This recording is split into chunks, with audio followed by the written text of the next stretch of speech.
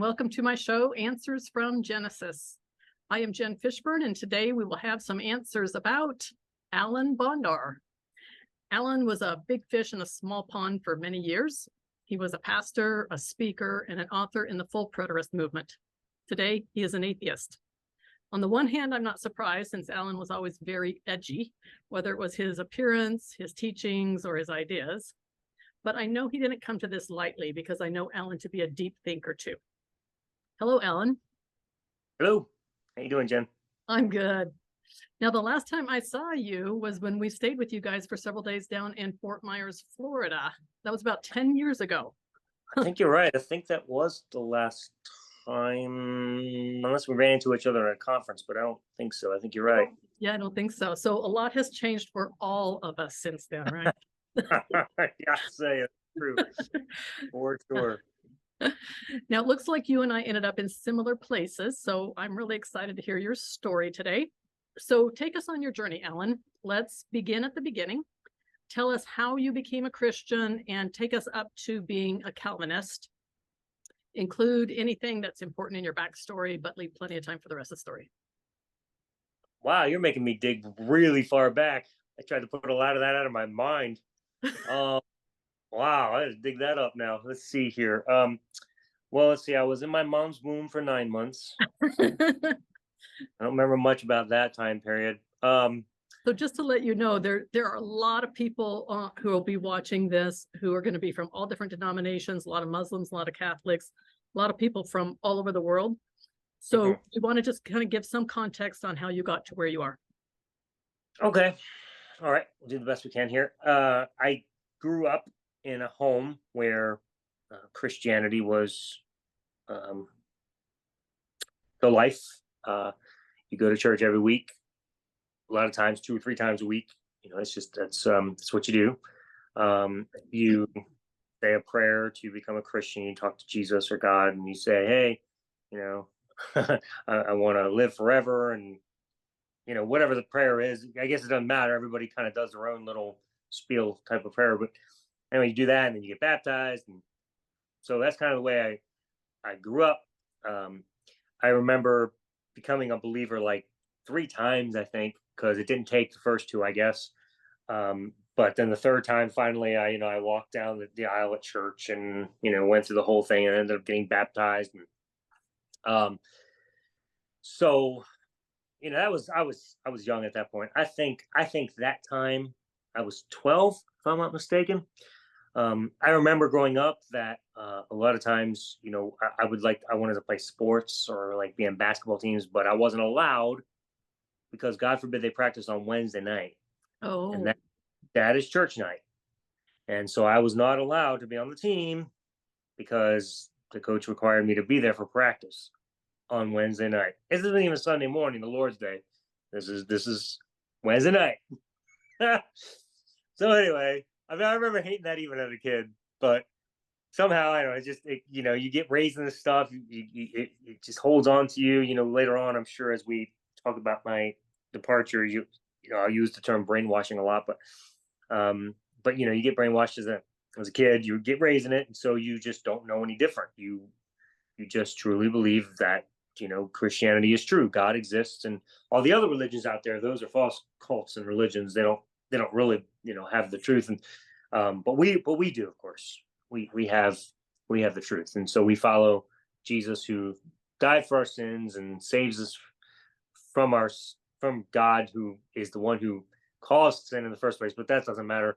We get saved from our sin, and he becomes sin and dies on the cross, and then resurrects so that we can have life. And anyway, so this whole really odd thing, but you don't think it's odd then.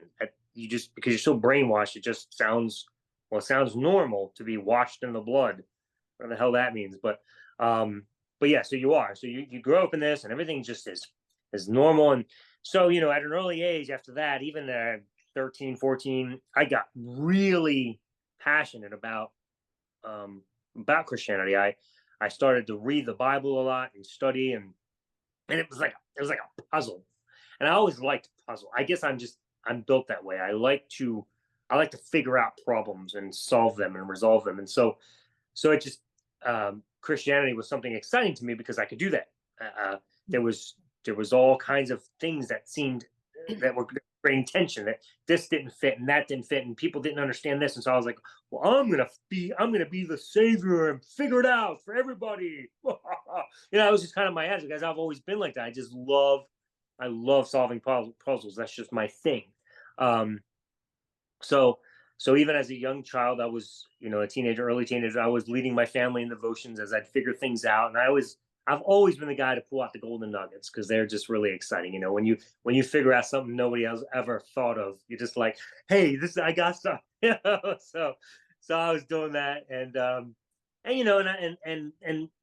really I love public speaking. I guess I just like being in the public eye. It's just really fun for me. A lot of people get freaked out when they have to speak publicly. Me, the more people out there, the better. I love it. I thrive on it.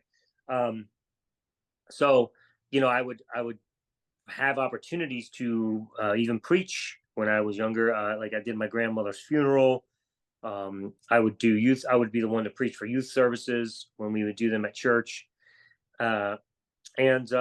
And so that was pretty much my upbringing. I latched on. I became passionate about it. Of course, I wasn't ever allowed to play sports, and then as it got even older into middle school and high school, my parents didn't really even kind of support me in sports, because they wanted to be a church person. They wanted me to be a pastor, because I don't know, for some reason that just sounded glorified. So any opportunities I would have had, to maybe get in sports or technology or something that would have been more useful in my life later, that was kind of poo-pooed, because, well, you want to be a pastor. That's what you really want to do. Or music. Music was a good thing. And the reason was my dad was a music teacher. So I could have fallen that way, because apparently that was okay.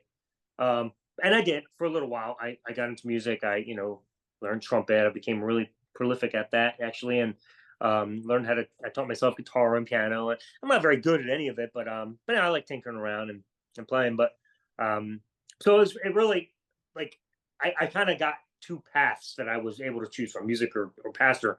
And I was never really that good at music, but I was very good at figuring out puzzles, and I was a very good public speaker. I always enjoyed that, felt good.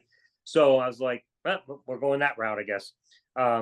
And I was in youth ministry, and if I'm giving too much detail, let me know, because I don't know if it's up to you. You know how long your whole story is, so it's up to you. Yeah. Okay. All right. Well, like I'm getting lost in some details here. So I'm reminiscing myself, because I haven't thought about this stuff in a while. So anyway, I had encouragement about that. Get into the ministry, you're going to be great, blah blah blah. So I did.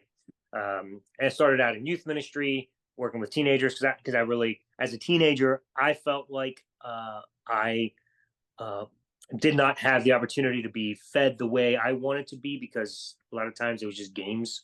It wasn't like, you don't really take teens seriously, but I was like really excited about the Bible, so I wanted to learn more. So I kind of got passionate about working with teens and decided that my ministry is going to be different. I'm going to teach. It's going to be really fun. So I did that for a number of years.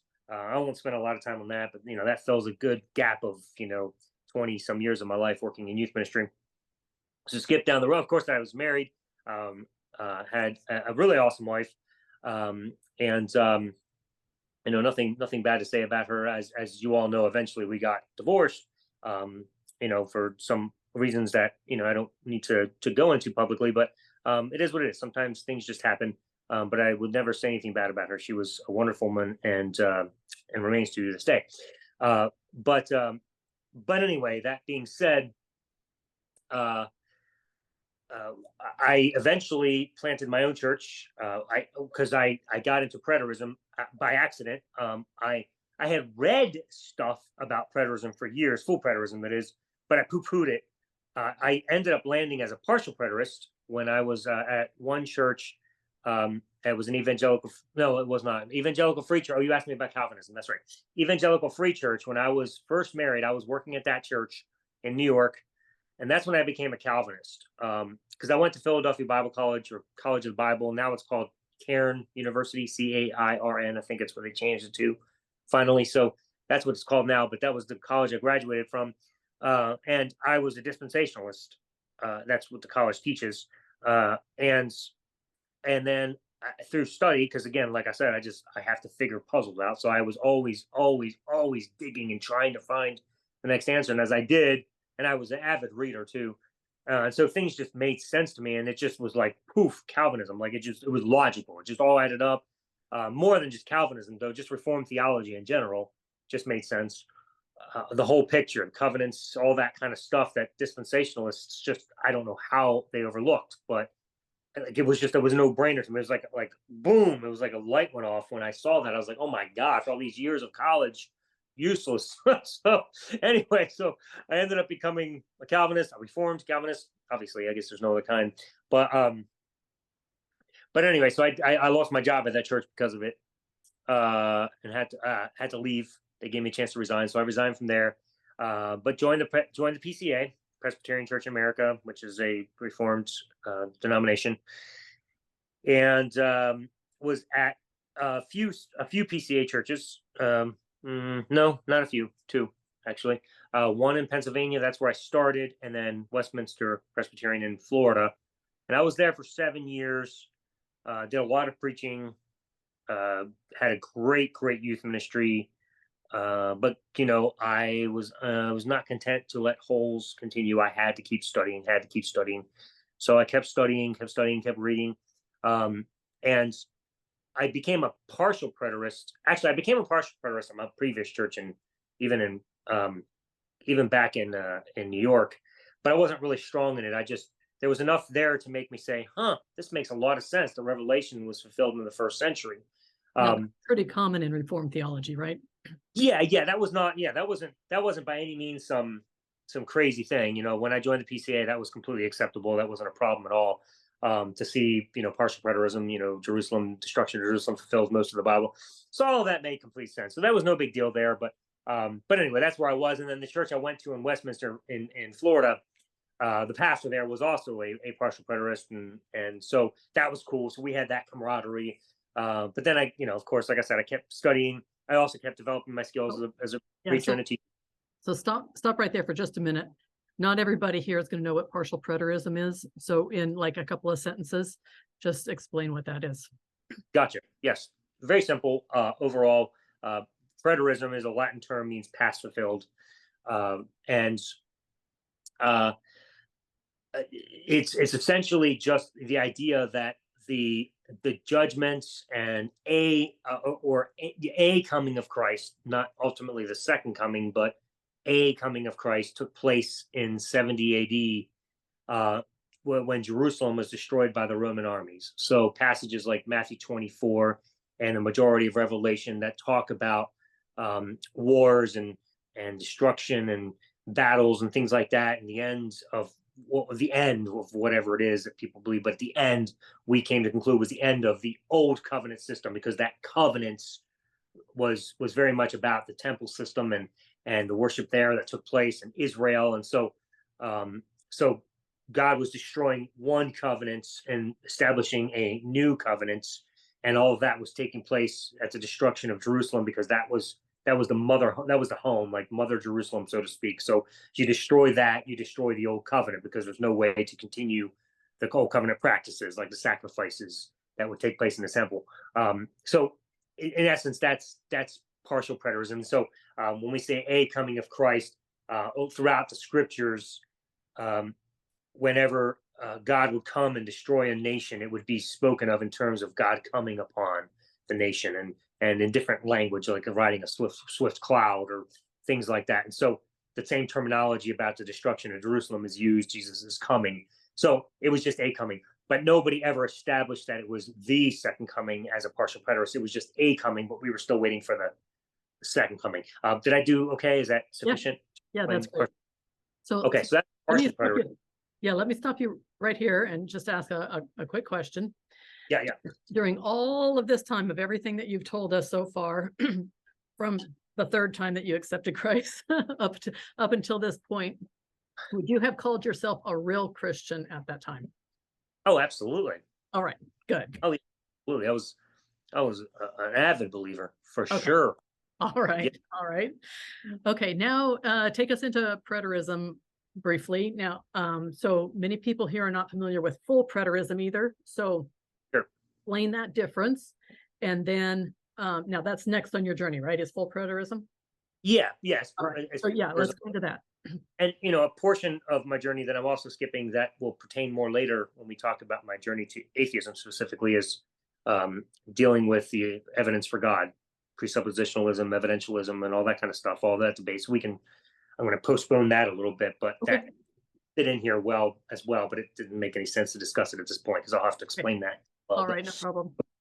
So back to the full preterism thing. So I was at Westminster in Florida for about 7 years, built a youth ministry, did a lot of preaching, of course, continued to study.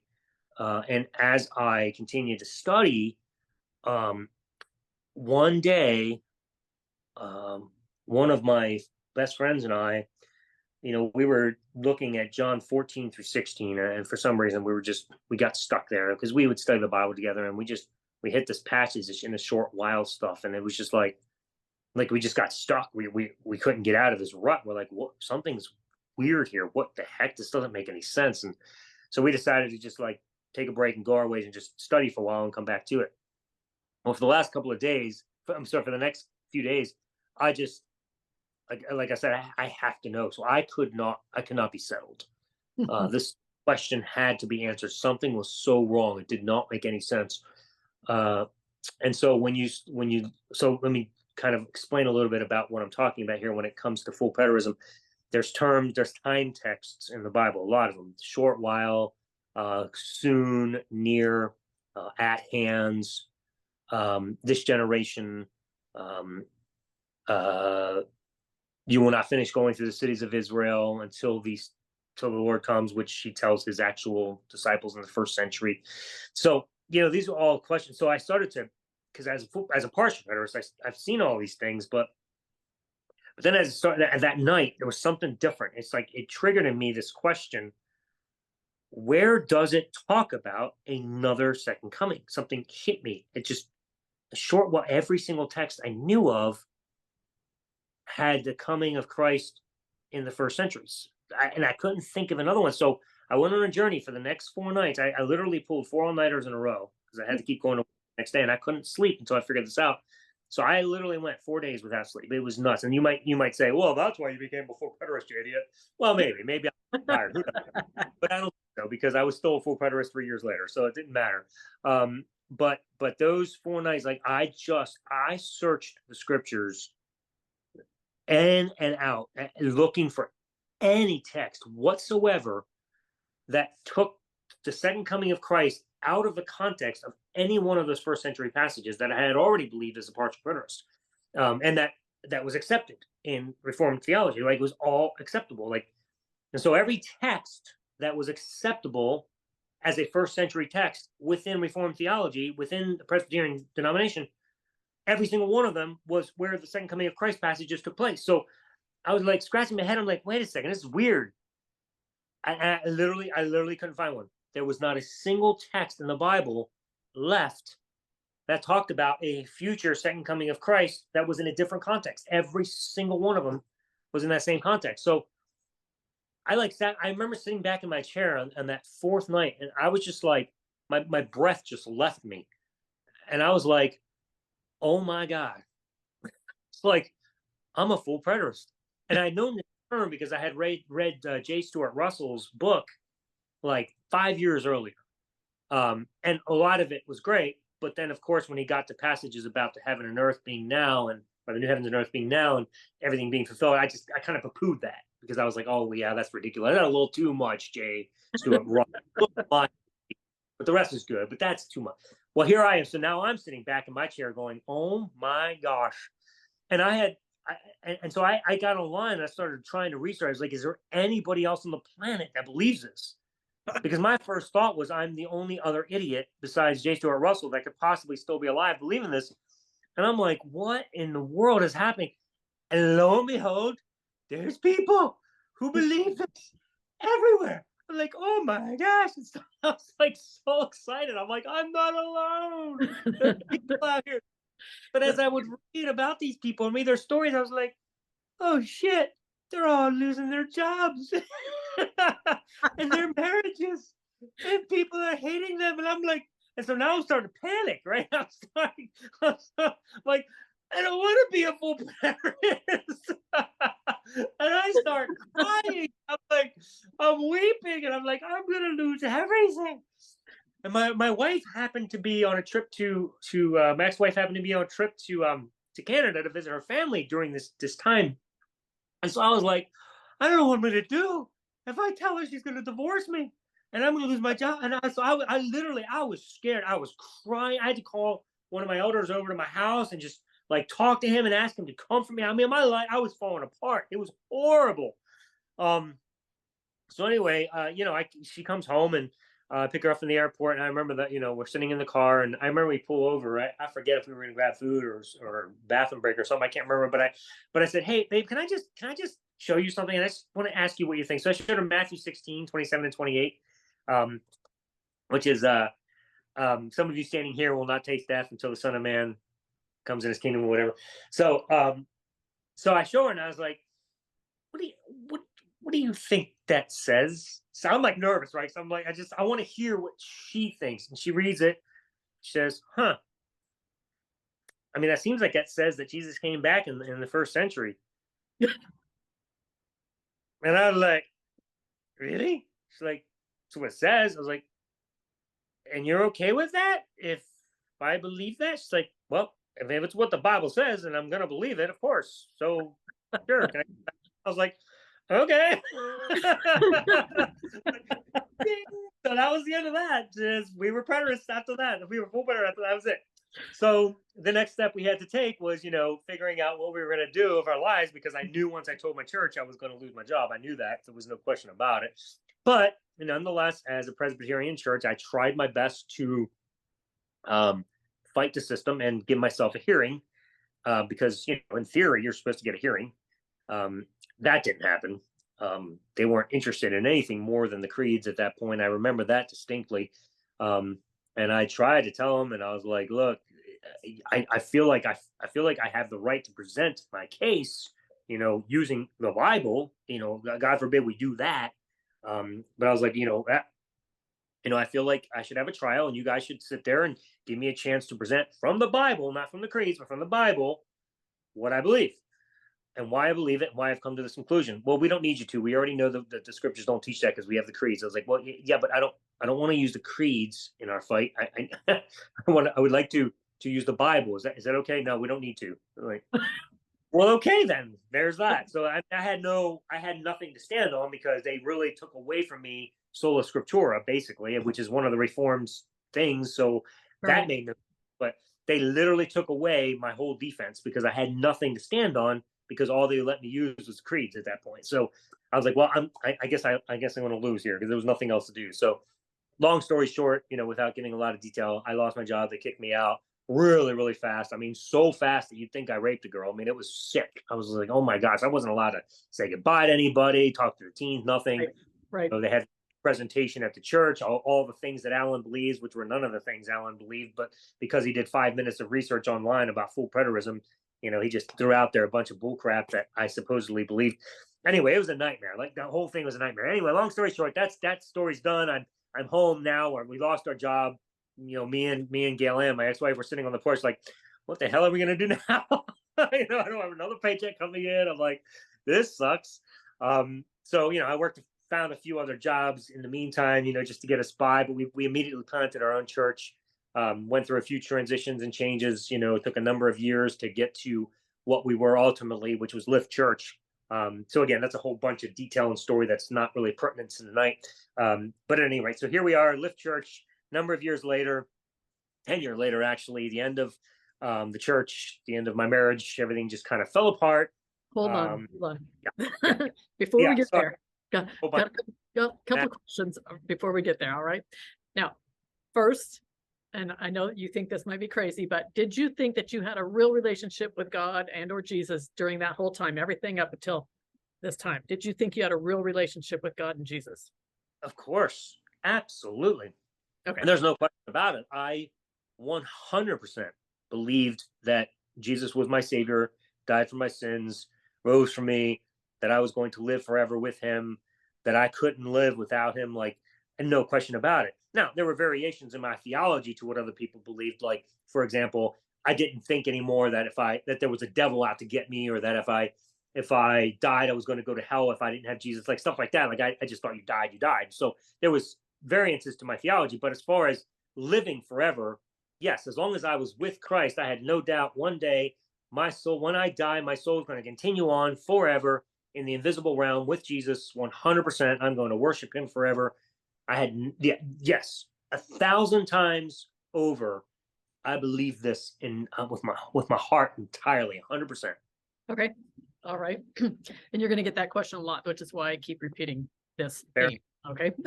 Yeah, All right. I So wasn't anything. I mean, I was passionate about this stuff. yeah. Now, this is where I came to know you when you were at Lift Church. Yep. You're an author, a speaker, pastor. We came and we spent some time with you guys down there.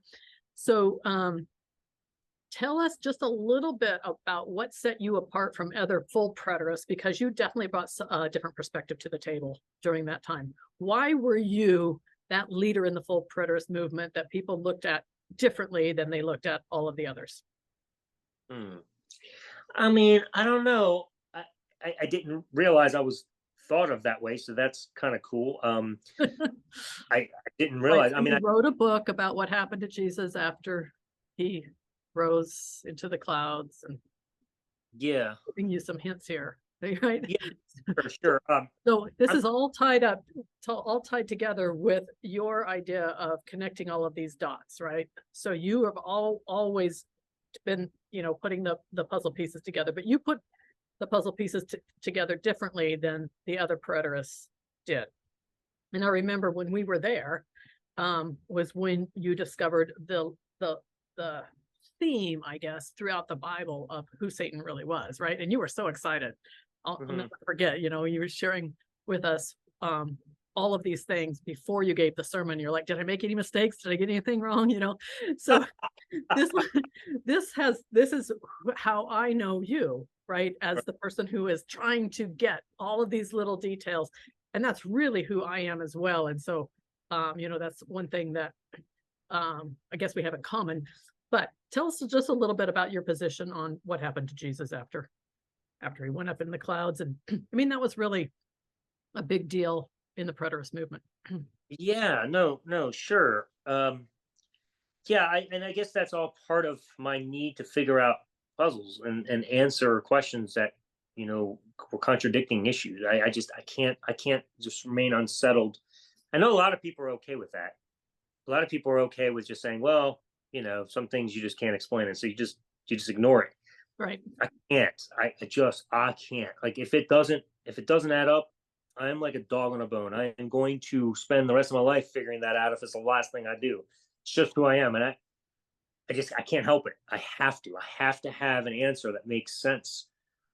Which is funny, and I'll skip ahead for just a second. I'll say, even as an atheist, I have to have answers. Like I am not content to just say I'm an atheist and it doesn't matter. It does matter. I want to know the answers to my questions. I want to understand more how things work now and why things exist. Like being an atheist doesn't mean you just like shut your mind off and become stupid. No, it means there's learn. So anyway, that's jumping ahead, but I'm the same now as I always was. I have a puzzle to figure out and I won't quit until I do. And if that means I end up somewhere else, fine. I don't care.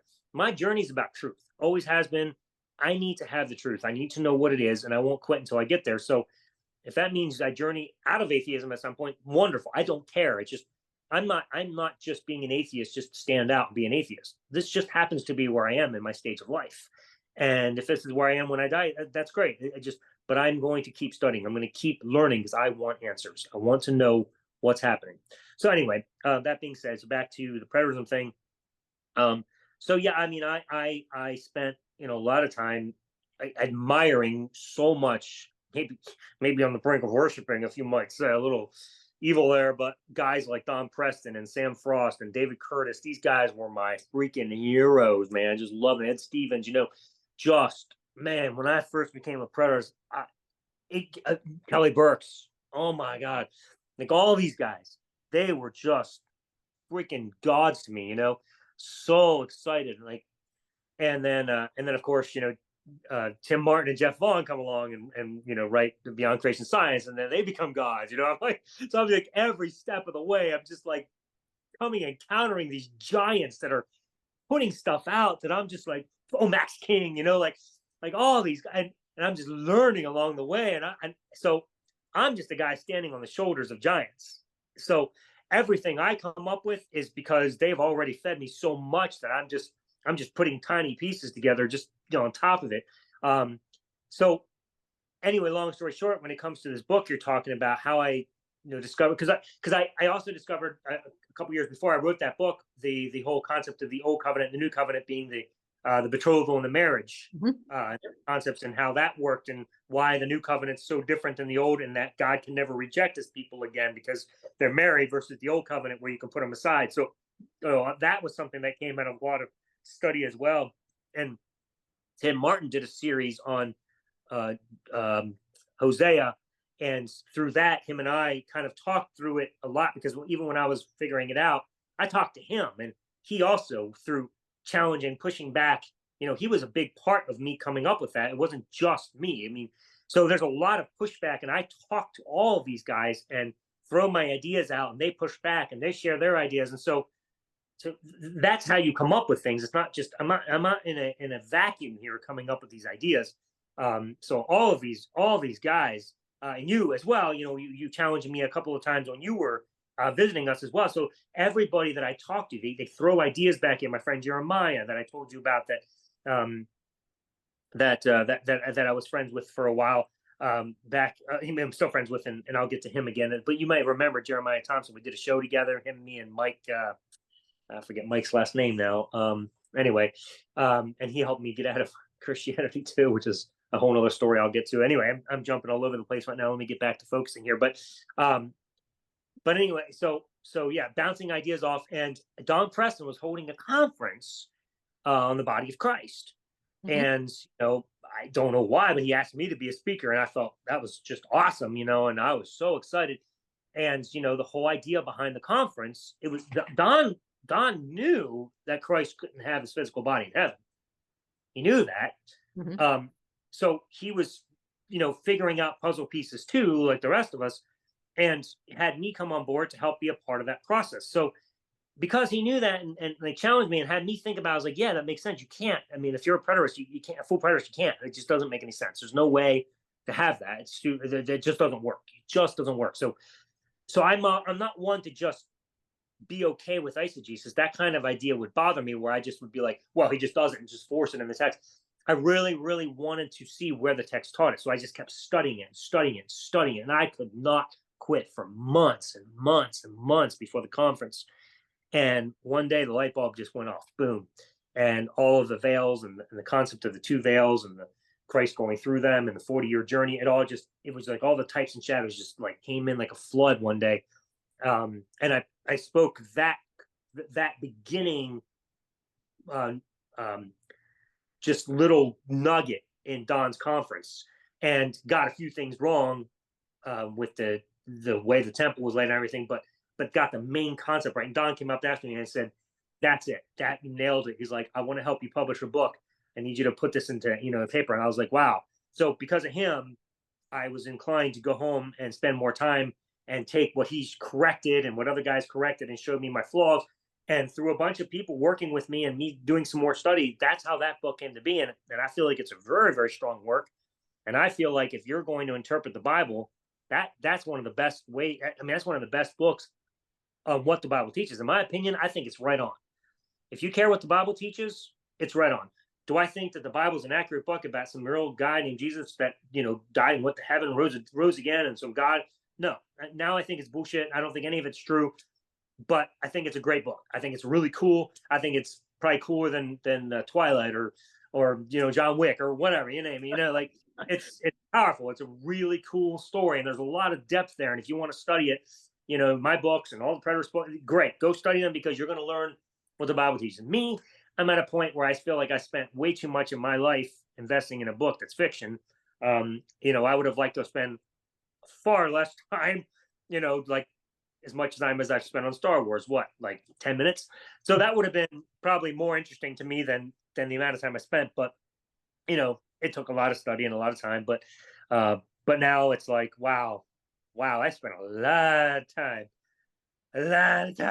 of my life in this religion, in this cult, studying crap that doesn't even freaking matter, just so I can be a scholar. Which, by the way, apparently, once you become an atheist, doesn't matter what you say anymore. Even though it was solid before, now all of a sudden, well, we don't care what he thinks because he's an atheist. And the irony of this is that Christians will quote non-Christians all the time when it serves their purpose. Right. They'll quote scholars that have written about the Bible that are non-Christian all the time, as long as it supports their point. But a guy like me, well, if it conflicts their whole viewpoint, well, we can't trust what he says. There's no point in quoting him unless we're destroying him. That's the only.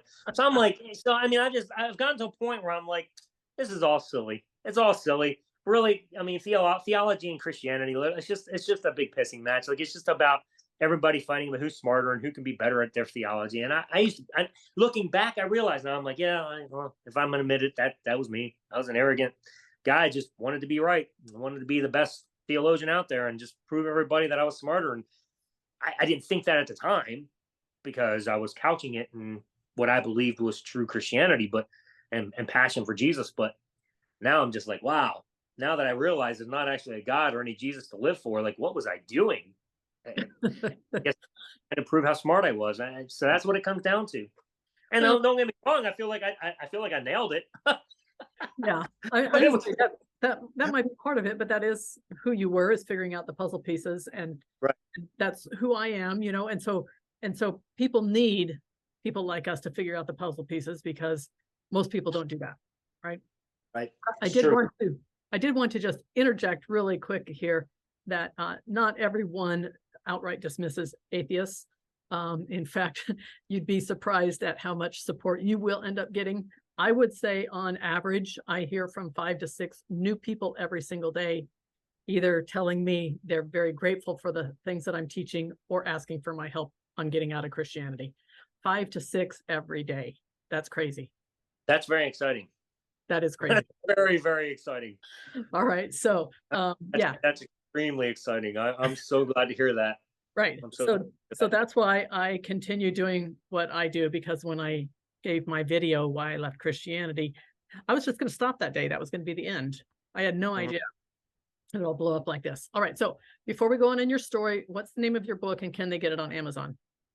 That's my second, but my first book, by the way, is called Reading the Bible Through New Covenant Eyes. Right. That's all preterism, but very basic, very primer type thing. But the book on the body of Jesus is called The Journey Between the Veils. And yes, you can get it on Amazon. You can get it on Kindle, and you can also buy the softback cover book. Yeah. So both are available on Amazon. All right. So let's move forward in your story now. What happened next? Your church, your divorce, what happened? Okay. So all that fell apart. That the details of that aren't really pertinent to this. So we'll just leave it at the fact that divorce happened, had to close down my church, end the story. That's the end of that.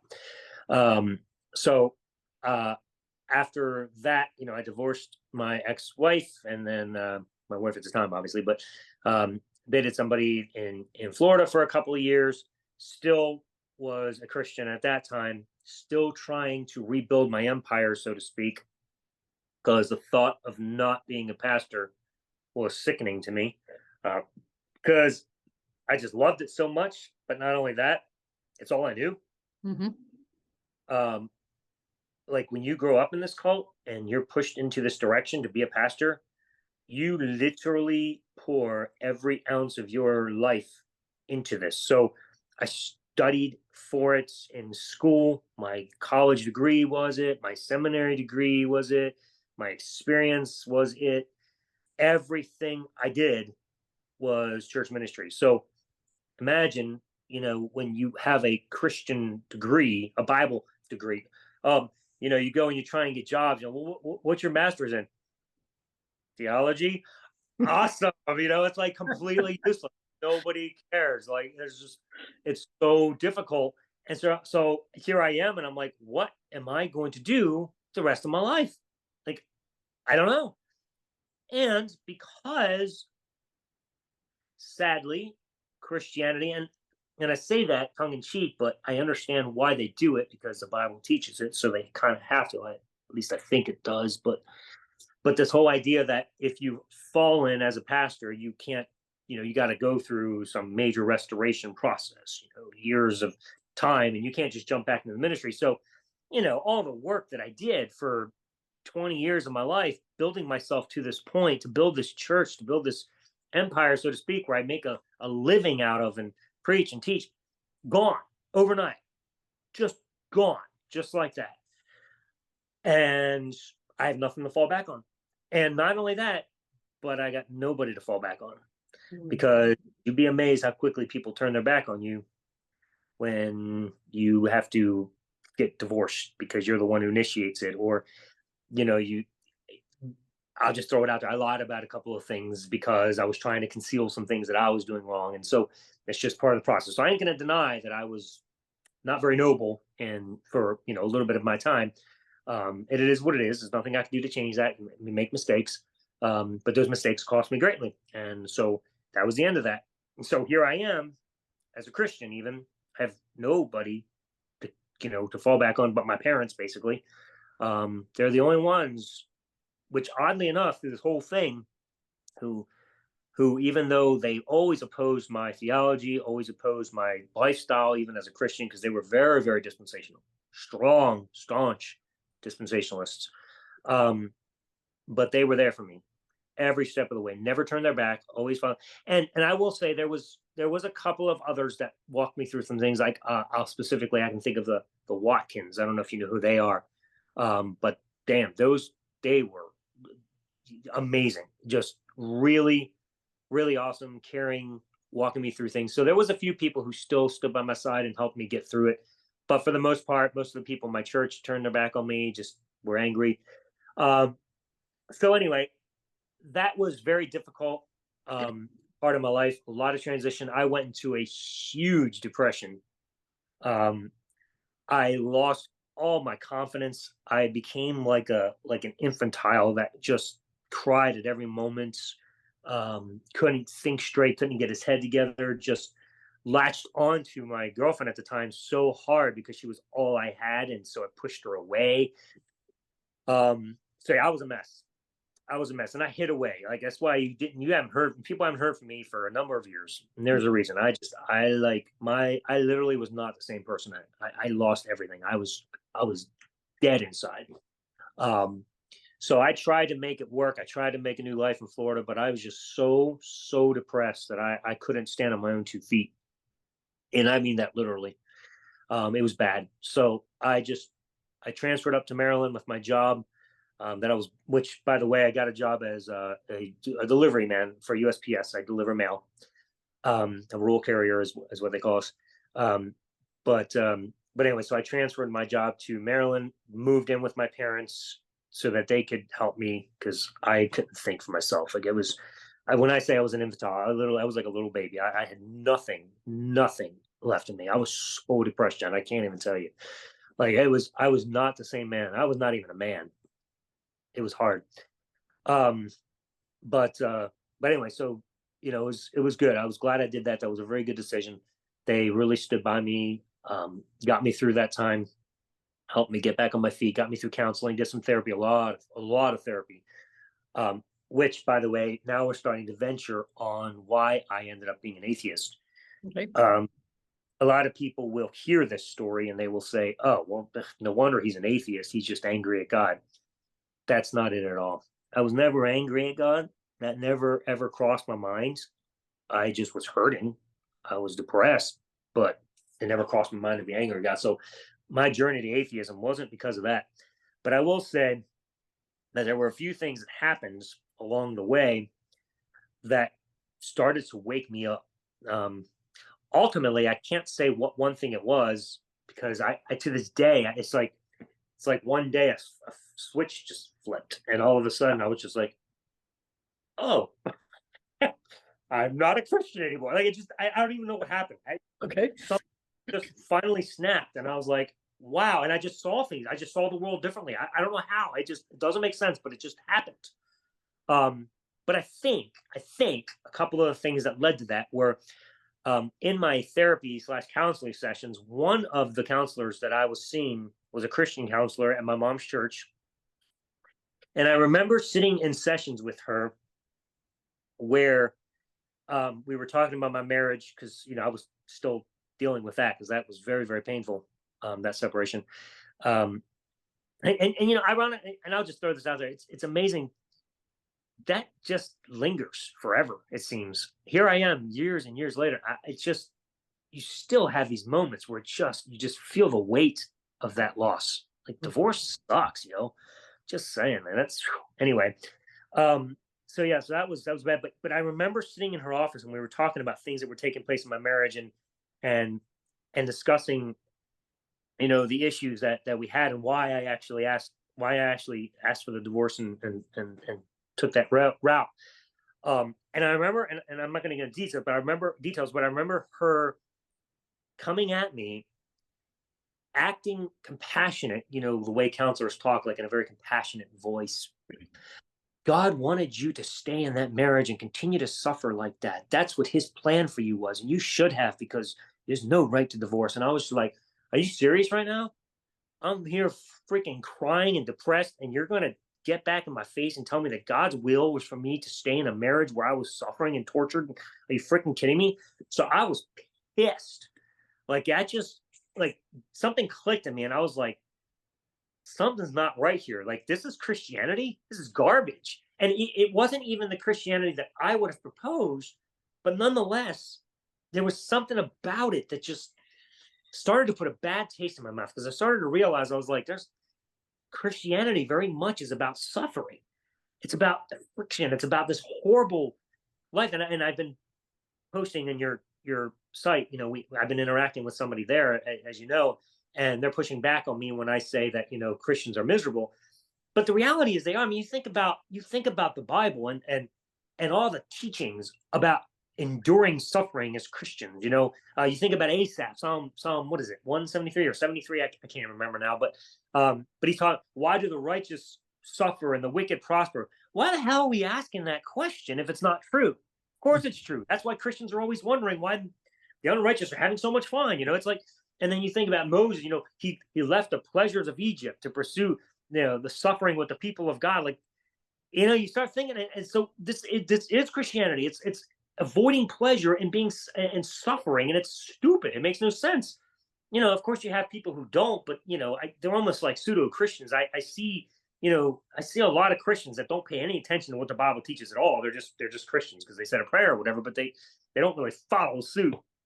But when you're passionate about that, and you have the puzzles put together and you see all these texts, you're like, it's all about suffering. It's all about affliction. It's all about running from pleasure.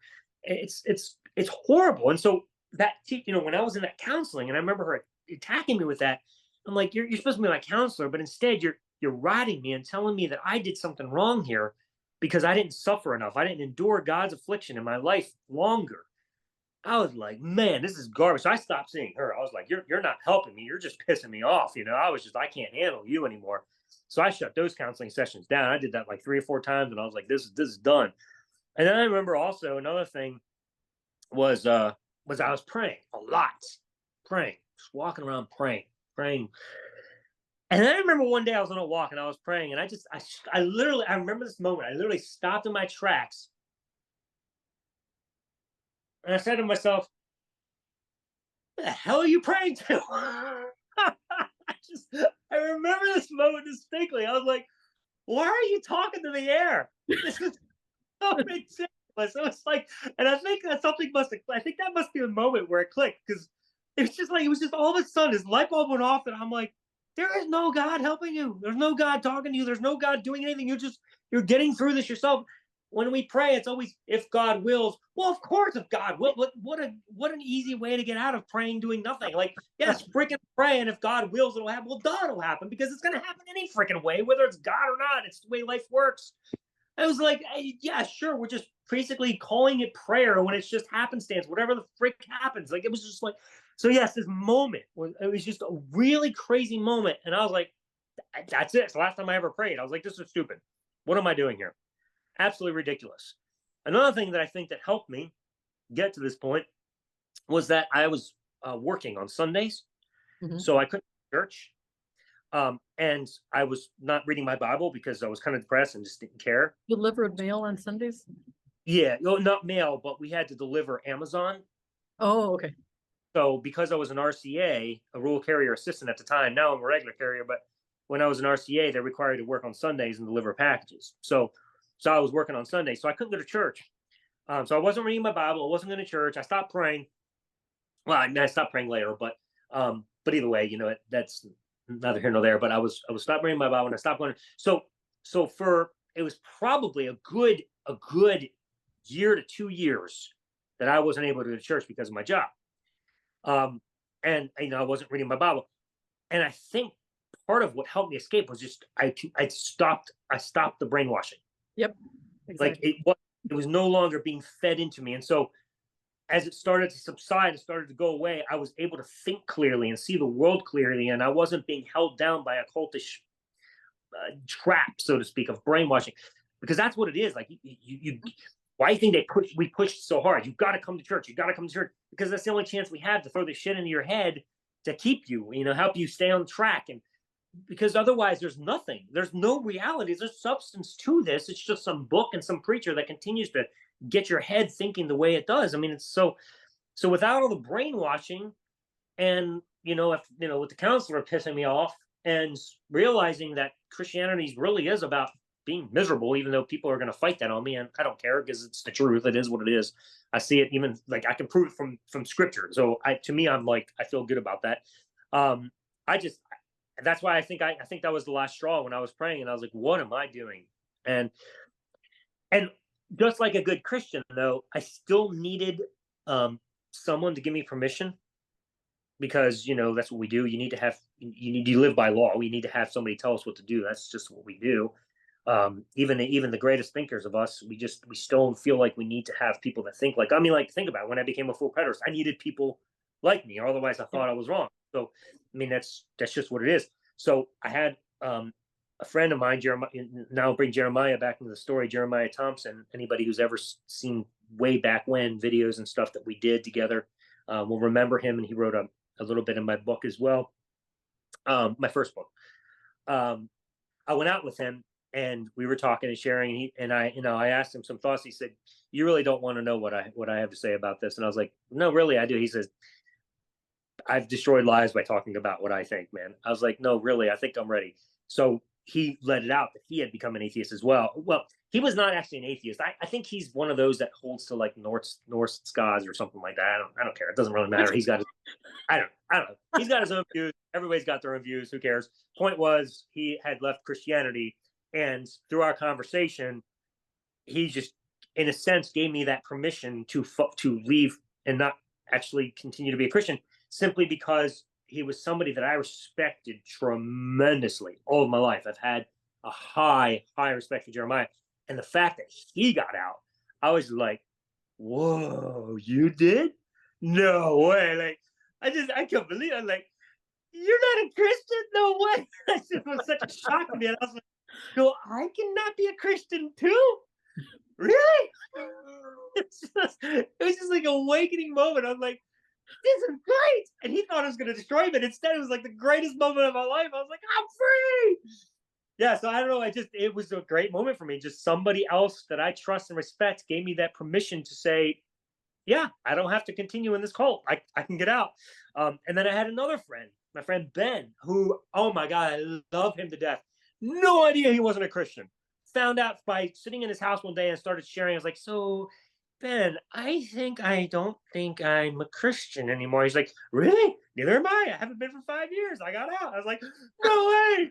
So that was another moment. It's just so exciting. So I'm like, okay, this is crazy. There's two people that I love and respect and my best friends, and they're not Christians either. I can't believe this. I'm like shocked.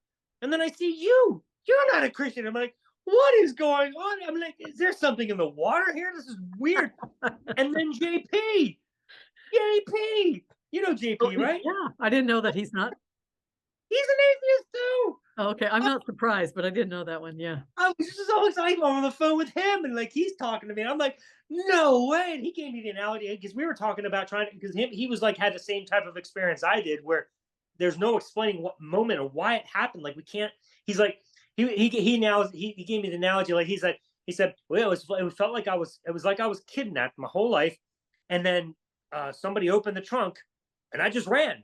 And I was like, that's exactly what it's like, man. Yep. Yep. Because I know I was trapped, but I was, and then like the trunk opened. I just saw light and I ran. I don't know what happened. I don't know. I didn't even care. I just wanted to get out, and I just ran. And so yeah, that's how it started for him. That's how it started for me, and it was wonderful. So and he's a sharp guy, Yeah. and he's got a lot of great things to say. He's one you should interview because man, he's sharp. I love JP, and he's helped me through this quite a bit.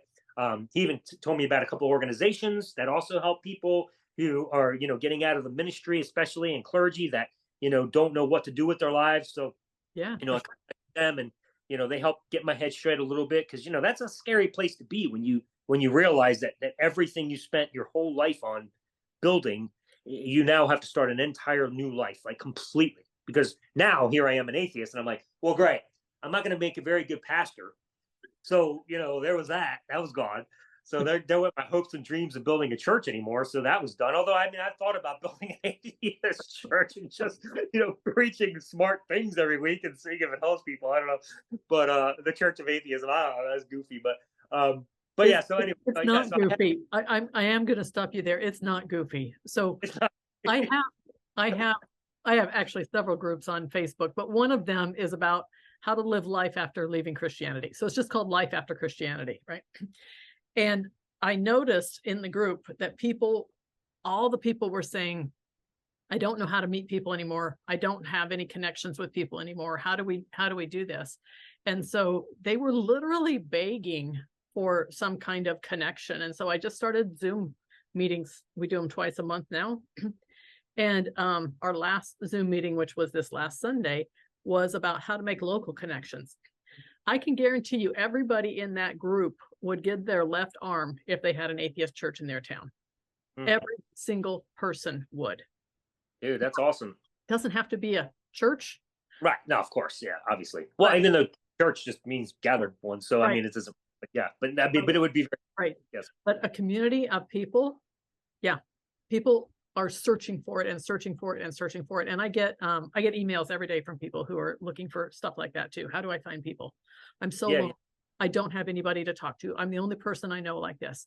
I get them every single day. So don't dismiss that thought. Well, hey, maybe I'll call my church the Pleasures of Egypt Church. We don't leave the pleasures of Egypt to pursue suffering. We enjoy the pleasures of Egypt. Yeah. I mean, like, I'm thinking about that sometimes. I'm like, man, Moses was an idiot. I just stayed in Egypt. It's so much better. Oh my goodness. Anyway, so yeah, I don't know where I was in the story, but yeah, I guess that's my journey overall. And then of course I've come to love working at USPS. It's a great position. I enjoy it tremendously. It's fun. I love the people I work with, decent salary, decent benefits. So, I'm no longer a pastor. I'm now a delivery guy, which is cool with me. It is what it is. This is the first time I have in any way, shape, or form gone public, aside from your, the posts that we have been, 3 days now. I haven't gone public with any. I haven't even posted on Facebook in 3 years. So I don't think anybody's known anything about me, but that's because I, like a good Apostle Paul, I decided to go into the mountains and study for 3 years before I published my ministry of atheism. Here I am. Well, I hope this is the first thing that you post on your wall, this video, but I am very, very grateful that you gave me the first interview. Very grateful for that. So hopefully asking it was fun. I mean, I haven't spent a whole lot of time thinking through all the connections. So this was kind of fun for me too, to travel through my history. I spent more time just trying to figure out answers. And so, you saw some of my post dialogue, but so I am working on a new book on atheism. And like I said in the post, I'm really treading carefully with this book because I don't believe that people are convinced by logic to get out of Christianity. It doesn't work. Logic doesn't work, because I can tell you, standing on this side now, atheist logic makes a ton of sense. But as a Christian, I was so embedded in my belief system that anything logical didn't make sense. I couldn't hear it. It wouldn't lock in. And it's because you're blinded by certain presuppositions that you can't let go of.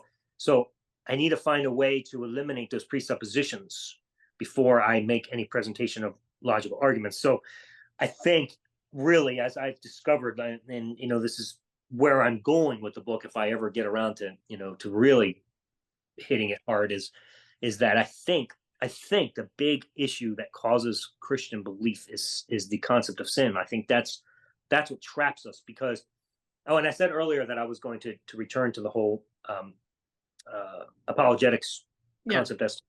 So when I was a Christian, and I'll get back to my thought in a second, let me preface it with this. When I was a Christian, as a pastor and everything, I always knew, because logic says that when you're the one who makes the assertion, you're responsible to defend that.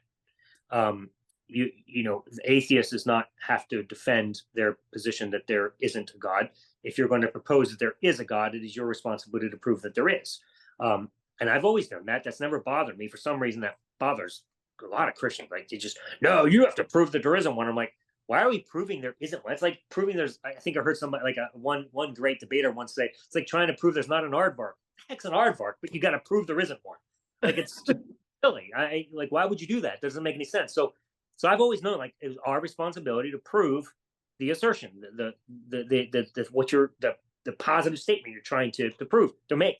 So I studied hard to see what made the most sense as a Christian, like what would defend the existence of God. Evidentialism, in my opinion, never did it. I hated the evidentialist apologetic, because all it ever did was prove that there was something eternal that existed, something beyond us that had to exist to bring life into being. But that never, in my mind, proved Yahweh. That meant nothing. Like, okay, wonderful. We've proved that there's something greater than us. Awesome. But that didn't prove the Bible. So I don't understand where evidentialists come around like, see, we proved that God exists, the cosmological argument. No, you didn't prove God at all. You just proved that something great exists. Like, that doesn't mean anything. So that argument never worked for me. But presuppositionalism, oh my goodness, my mind is the father of presuppositionalists. Oh my goodness. I'm hitting a brain fart right now. Van something. I can't think of his name. But anyway, him, Thompson, and so I think even John Frame is a presuppositionalist, if I'm not mistaken. But the whole argument that Cornelius Van Til. What's that? Cornelius Van Til. That's it. Thank you, Cornelius Van Til. Thank you. Glad you hit you before me. I couldn't think of it. But yeah, the whole argument of the impossibility of the contrary, like that makes sense. Like, and when you read, and it wasn't Bonson's book. Doug Wilson wrote a book called Equations. Phenomenal. I mean, it really is a good book if sin exists. If it doesn't, then it's a useless book, because all it does is presuppose something that doesn't exist. So the problem with the presuppositional argument, because it works as long as sin exists, because you have to presuppose some way to resolve this issue. No other religion, no other position fixes this problem. No other position overcomes the sin issue. And so as long as sin exists, you have to have a savior. You have to have something to appease this God. And so Christianity worked. It was just like presuppositionalism. Of course, it's Christianity. There's nothing else that makes sense. And that's basically how Wilson approaches it in his book. And that's how Van Til approaches it. And all the presuppositionalists, like, it's the impossibility of the contrary. Nothing else works. Therefore, ergo, Christianity. It's the only one left standing. So it worked for me until I realized, wait a second, what is this idea of sin, offending some holy God? First of all, there's no God, then there's no sin. It was just, all of this became absurd to me. So the whole presuppositional argument unraveled because it had no leg to stand on, because there was no problem to solve. So therefore, you didn't need Christianity to solve a problem that didn't need to be solved. So Christianity's whole stance is rooted in this idea of sin. In fact, if you think about it, that's the whole Bible from beginning to end. It starts with that's the whole problem in Genesis. And the whole resolution at the end. It's all about this stupid idea called sin. It sounds to me like somebody sat down and had this fictional idea and wanted to write a story like Star Wars or Twilight or whatever freaking story. And he said, here's a cool idea. We'll call it sin and we'll create this whole. And somehow it became a religion. What happened? This is crazy. And it trapped us for years. And I sometimes I'm just like, how did I get stuck? And I like to think of myself as smarter than this. I do. I like to think of myself as an intelligent guy that can see through holes. But my God, Jen, belief is powerful, man. This just trapped me. And I would like to say that my intelligence got me out of it, but it didn't. As I told you, I don't know what got me. I just like something just clicked. I don't know how, but I'm just thankful I'm out. I'm just thankful I'm out. And now I'm able to see things from the other side and, reason with them and make sense of stuff. Arguments that never made sense to me before suddenly are like, hello, amazing arguments. Yeah, it's just absolutely mind blowing. And I was talking to my girlfriend today or yesterday, I guess it was. I was like, man, this is so surreal, so weird. Tomorrow I'm going to be in an interview with Jen on the opposite side of what I would have used to been on if we did this interview, like the exact opposite side. Like, it's so weird sitting here with you talking against something that I believed so passionately. Yep. And now I'm poo-pooing it and saying it's ridiculous, it's absurd, get out while you can because it's a cult. And it's trapping you and it's wasting your life and there's nothing in it. I can't believe I'm sitting here on this side now. It's just so crazy. It really is. This is mind-blowing.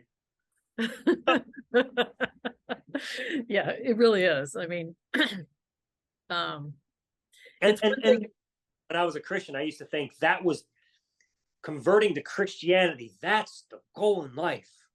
And now I'm like, converting to atheism, that's the goal in life. Yeah. We're calling them the anti-testimony in my Facebook group, people giving their testimonies of how they feel the freedom now. It's just a huge, relief. Oh, huge. So much away freedom. from it. So much freedom. Okay, so I'm gonna piggyback on that. So I'm gonna say something else here. It is so interesting to me that my values that I've had my whole life, my primary values, love, integrity, freedom, truth. Ironically, if you recall, that was the name of my church, LIFT, love, integrity, freedom, truth. I built everything of my life on those four values. When I was a Christian, those four values were my values, love, integrity, freedom. And it's interesting that as an atheist, they remain my values. Go figure, you don't need God to have those values. That's right. And I still have those same values, and those same values are exactly why I'm still an atheist today, 2 years later, because it's true, and I have the integrity, and I refuse to leave it. I still have love. Go figure. You don't need God to love people. Like, it's just common sense. It's just not hard. It's like, okay, I want to be loved, so I'm going to love you. This isn't a complicated concept. It just works. And freedom, holy cow, man. I am so much more free now than I've ever been as a Christian, ever. I mean, for one, it's the whole misery thing I talked about, but I won't waste any more time on that possibility. But yeah, just the freedom to not have the guilt and the weight on you of some God that's angry at you, and making sure that you confess enough times, or making sure that that you are definitely a Christian, or even the whole I've got to save everybody because they're going to go to hell if not. Look, here's the difference. If I don't convince people to be an atheist, it doesn't freaking matter. We're all going to end up in the same place anyway. That's right. But when I was a Christian, oh my God, it would tear me up. I'd be weeping nights because I can't convince somebody to be a Christian before they die. Holy cow, the tenseness, the insanity of that. And then even growing up as a child, all the times that I was freaked out by rapture moments where my mom wasn't in the house and the steam pot would start boiling and I'd start weeping in the corner because I thought I missed the rapture. Yeah. Holy cow, man.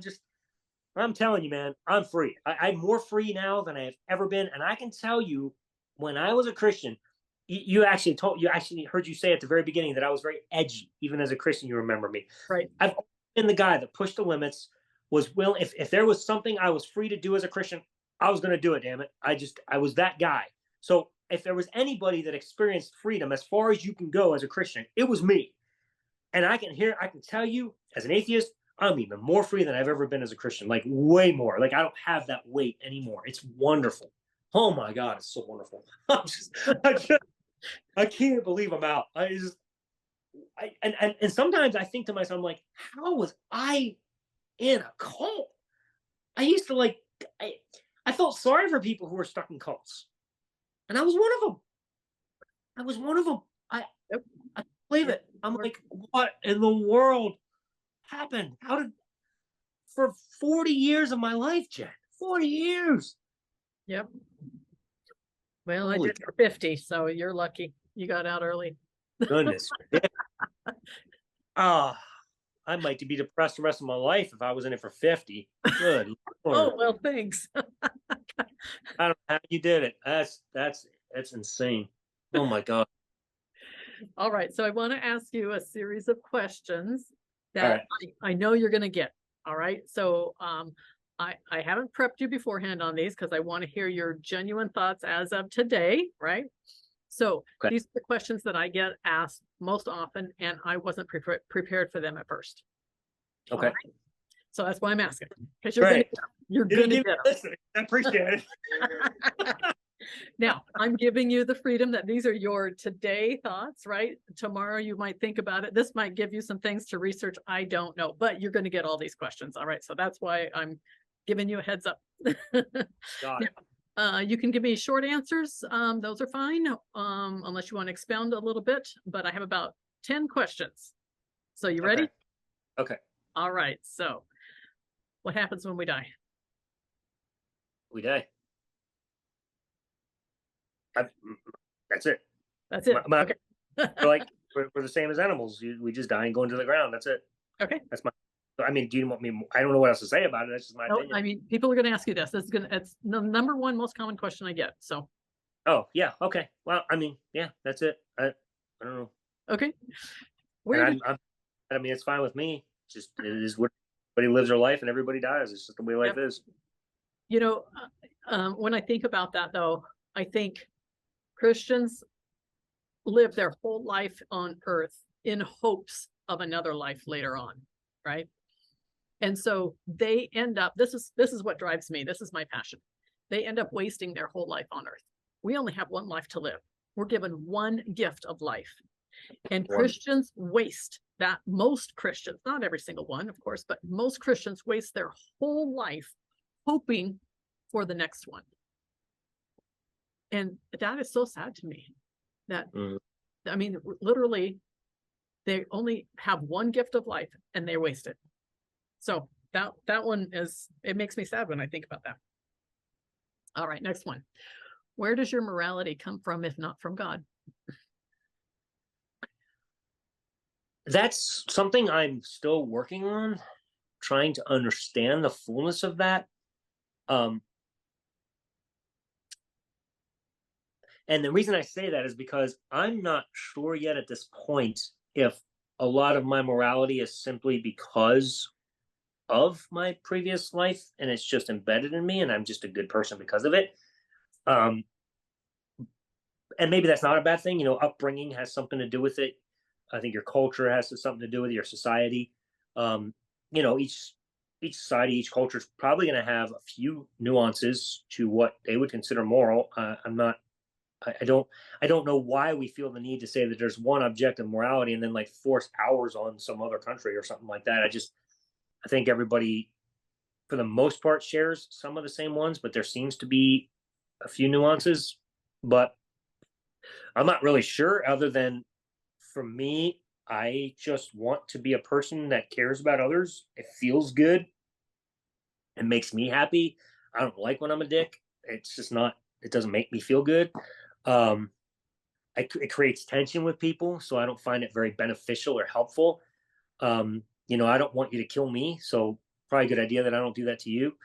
And it, you know, it sounds a lot like the golden rule. You know, it sounds a lot like what Jesus taught, which is fine. I mean, I'm not saying that the Bible doesn't have a lot of good morals and teachings in it. Sure, it does. It's great. There's a lot of cool stuff to learn from it. In fact, in some ways, I mean, if we just, saw the Bible for what it was, as some fictional story that we could learn ideas from, then, we could probably pick up a lot from it, and it's like really cool stuff. And there's a lot of good things there.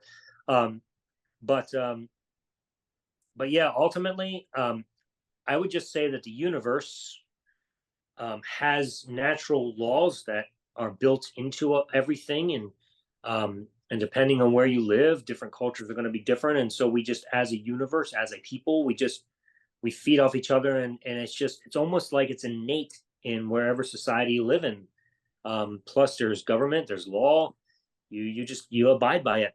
So I don't know. It's almost.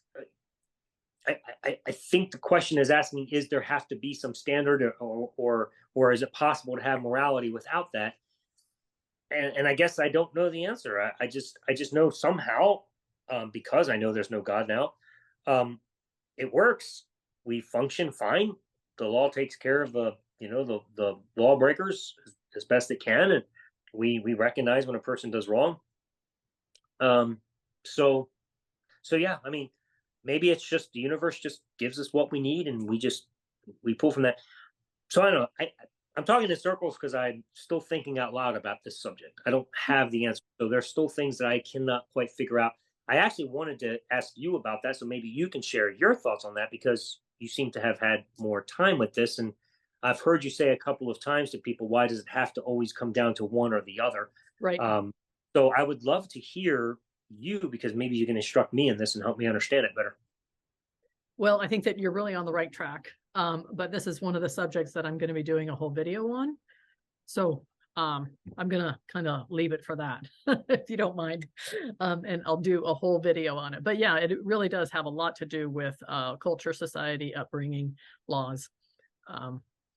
And then as far as what's innate in us, that brings up a whole nother set of questions, right? But we're not going to go there right now. Sure. Where does evil come from? Where does evil come from? So I guess, Satan, sin, all that stuff, devils, demons, they don't exist. Where does evil come from? yeah. I mean, when you do something to hurt somebody, that's evil. So it just comes from an act that somebody does. I So don't know that. morality is innate in us.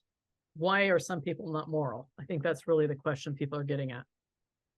Oh, well, I think just because morality is an innate within us, that doesn't mean that we always act according to what is innate within us. I guess and maybe it's not innate. Again, this is, like I said, I'm still trying to understand this part of everything, the morality question. Not that I struggle with morality myself. I mean, like here's my dilemma: is like, when I live my life from day to day, it just seems to be inherent when I do something good and when I do something bad. And if somebody kills somebody, I feel like they should be punished for that. And or whatever the case may be. When a wrongdoer does wrong thing, I'm like, oh well, that was a wrong thing, and I just know this. And I don't know yet, because I'm still kind of new at all this. I don't know yet if that's because of my Christian past, or if that's just because it's innate. But the atheists that I live with, and the friends that I know that are atheists, and people, they don't seem to struggle with it either. They're just like, it is what it is. I don't have any problem with it. I know what's good and I know what's bad. So I don't know that either one of them have to come from anywhere. It may just be as simple as, when you do something, that act in and of itself will either be good or evil, and we will know it based upon how the society reacts to it, I guess. But I don't know. Well, partly, but I think what you said earlier was you're going to know it inside yourself, and you're going to either feel good about it or not good about it, right? Sure, that too. Yeah. When we go back to what you said previously about when you were immersed in church and reading the Bible and praying, and all that time, you were really being brainwashed, even though you didn't know it at the time, right?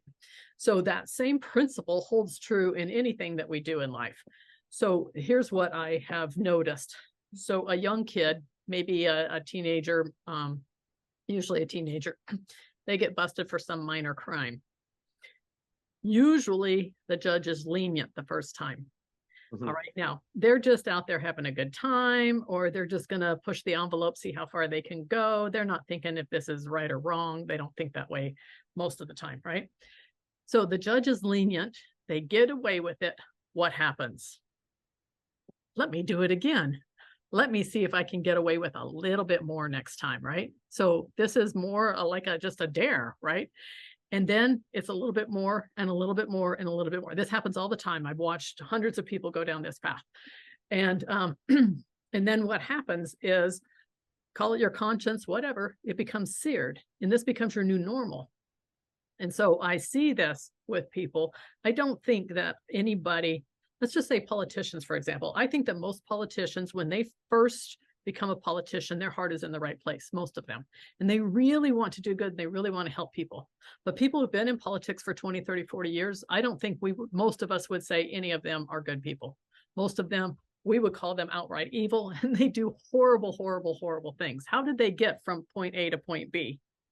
Slowly, slowly, slowly, incrementally, right? And so that is the same, it's the same principle. So the evil, they didn't come from here and then just jump over to here. It was very slow, the frog boiling approach. And that's what I see happening with morality, whether it's good or whether it's bad, right? It's whatever direction you're going, that's the direction you're going to keep on going, right? It's very hard to turn around and go in a different direction. So Yeah, that makes sense. Anyway, I don't think that there's any outside force that is coming in on us, making us be good or bad. No, sure. Well, I mean, if you like, all right, so in the Christian mindset, which, obviously I was in for many, many years, the idea of an objective lawgiver is a necessity. But how does somebody come to know what that lawgiver requires as good or evil? Well, we have the Bible, for example, the law of nature, the law of Moses, whatever law you're going by. So sometimes you have to actually see it in order for you to know what it is. So my question is, let's say there's two people born on an island somehow, and the parents die, and they grew up, and they've never read the Bible in their life. They've never had a government. They've never been taught law. They don't know anything. How do they know what's right and what's wrong? Well, the Christian would say, well, it's built in within them. I'm like, great. That sounds good. That works for atheists too. If you grow up and there's no God, the universe gives it to you. So why do you have to be a Christian? Why do you have to have a God to have this idea of built-in law, so to speak, of what's good and what's evil? Why does God have to be the only objective option? Mm-hmm. So I don't think that solves the Christian problem. It doesn't prove anything towards Christianity. All it says is both Christianity and atheism have the same issue we're trying to figure out, is how do two people born on an island without any source from the outside come to know what's good and evil? It's built within God, universe. Who cares? Pick one, but you can't prove, again, you can't prove God. That's not proof. That means nothing. Right. So the dilemma, it's not an easy issue, but it doesn't help Christianity's case in any way, in my opinion. No, but they want to insist. I mean, I hear it almost every single day. They want to insist that the standard has to be God, and it does not.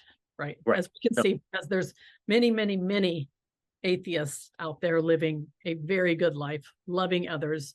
In fact, most people I know who have left Christianity say they love people more now than they ever did as a Christian.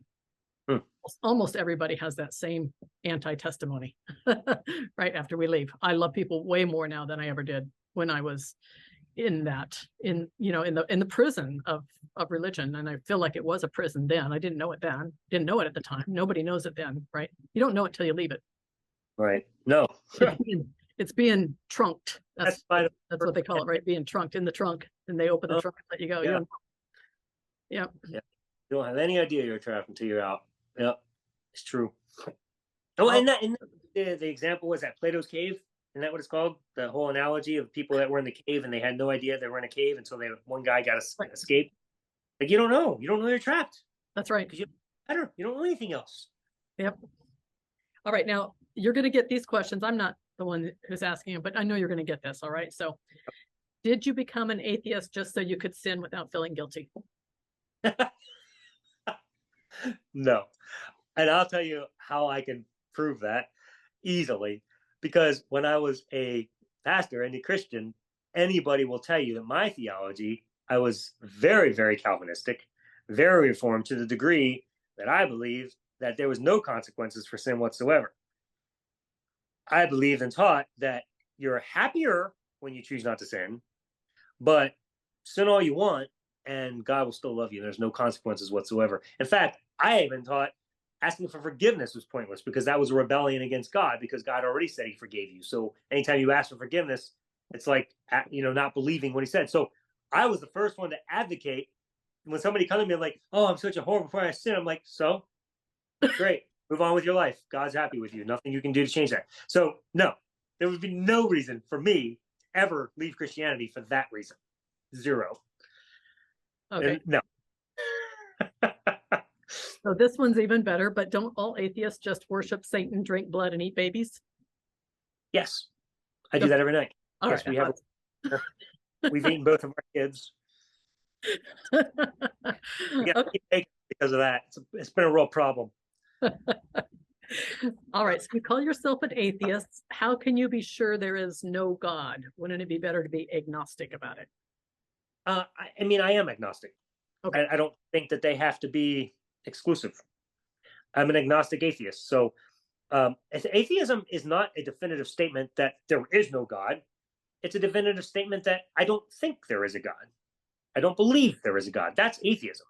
So, some atheists might be definitive and say there is no God. I'm not. I'm an agnostic. I can't see what's up. I have no idea. When I know everything there is to know about everything, then I can tell you which one I am. I'm an agnostic because I have no freaking clue what's out there. And I will probably be an agnostic the rest of my life. I don't know. Like I said earlier, I'm journeying, but probably simply because I have come to discover that I know nothing. I'm learning stuff all the time and constantly changing as I learn things and grow in this universe. And there's so much left to discover. I have no idea where I'll end up. So I'm an agnostic atheist because I'm not one to say without a shadow of a doubt, I know there's no God. If there is a God, I can tell you it ain't the God of it ain't the God of the Bible. Right. That I can be. I'm 100% certain about that simply because I've been, and I know it's garbage and none of it makes any sense. It just doesn't work. That's right. So that much I'm confident with. But like I said earlier, my friend Jeremiah with the Norse gods and everything, I don't understand it. So that's why I kind of can't really give much ground or information about it.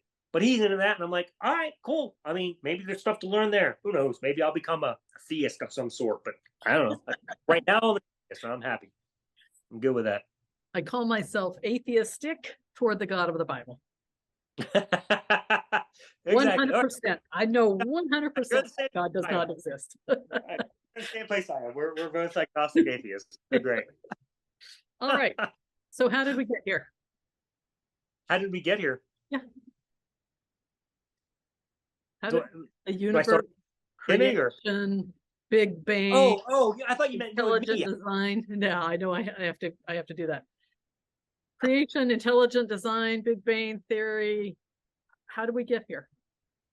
For some reason, every Christian thinks an atheist must know 100% for sure how we got here, and we've suddenly become the scientist who knows all of these things. But they're going to ask you that. Right. Because all Christians agree that how God created the universe, because there's no difference between a 7-day creationist and a immediate creationist and a non-creationist. They have so many different views. Theory and old Earth and the two creations, covenant creation, and but they can agree, really? Oh, but I suppose they would say, yeah, but all of us believe it was God. I'm like, okay, all of us believe it was the universe. Is that really helpful? I don't know. But how did we get here? Sure, the universe. Why does it have to be some God that existed forever? Why can't the universe just have existed forever? And why is that a problem? I don't understand. Supposedly, scientists say the universe has not existed forever. I say, I don't know if you've seen my my video on Who or What is God. Have you seen that? No.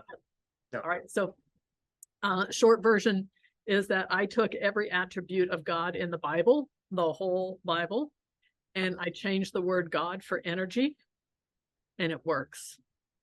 So energy can be neither created nor destroyed. Energy is all knowing. Energy is infinite. Energy is everywhere. Energy is omniscient, right? Energy. So every attribute of God actually describes energy. So energy has always been here. It will always be here. That makes sense. Different shapes, different forms, right? Yeah. And when I say the universe, like I don't, like, as an agnostic, I don't know what I mean by that. Like whether it's energy, as you just said, or something else. I have no clue. I'm just saying some vast idea of the universe, and so like I think energy is part of the universe. Mm-hmm. So that's how.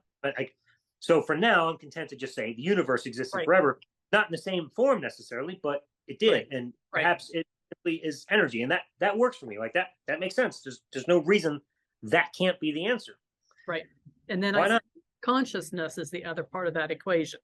So energy plus consciousness. Consciousness has always been here. It will always be here. It didn't just pop into, sudden. There's no way, right?